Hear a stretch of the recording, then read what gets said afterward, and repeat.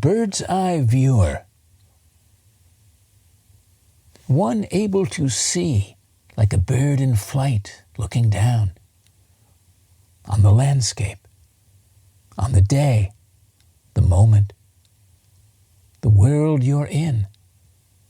A direct, high-eyed and ideally heart-eyed observer. One Galileo would have appreciated, who said, when observation disagrees with theory, go with observation.